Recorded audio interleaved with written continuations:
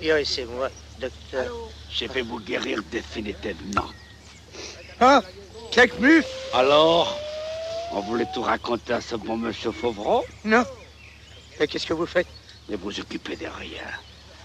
Vous souffrez brote chaud. Vous avez trop brouté des choux. J'ai pas de veine. Si. Elle est là. Ah, ah, je ne peux plus respirer. J'étouffe. Juste une petite bulle. Ah. Nous traversons un coup d'État en douceur.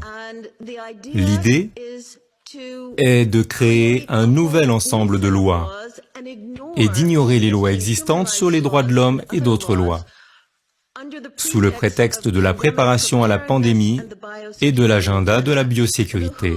L'OMS est en train d'élaborer par l'intermédiaire de toutes ces nations, mais avec le directeur de l'OMS et non les États-Unis, un traité sur les pandémies et les amendements aux règlements sanitaires internationaux existants qui supprimeront les protections des droits de l'homme actuellement incluses dans le CDH.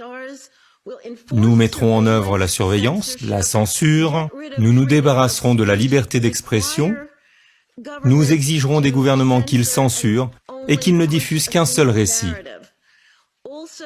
Nous serons également soumis à l'obligation d'élaborer des vaccins en 100 jours, ce que l'organisation CEPI prévoit de faire.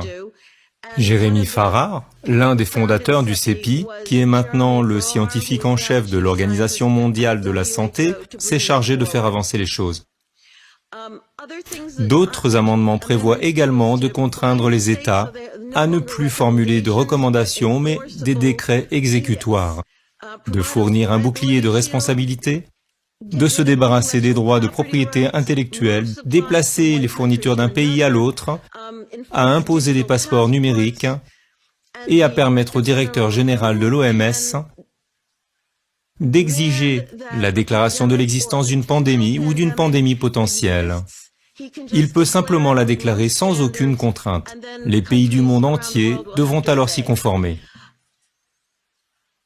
En outre, l'OMS vous dira quels médicaments vous pouvez ou ne pouvez pas utiliser dans votre pays une fois la pandémie déclarée. Évidemment, le budget augmentera. La santé unique est un autre aspect de ce programme. Ce concept a été créé pour permettre à l'OMS, grâce à ces documents, d'assumer la juridiction de tout ce qui existe dans le monde, en affirmant que le changement climatique, les animaux, les plantes, les systèmes d'eau, les écosystèmes, sont tous des éléments centraux de la santé.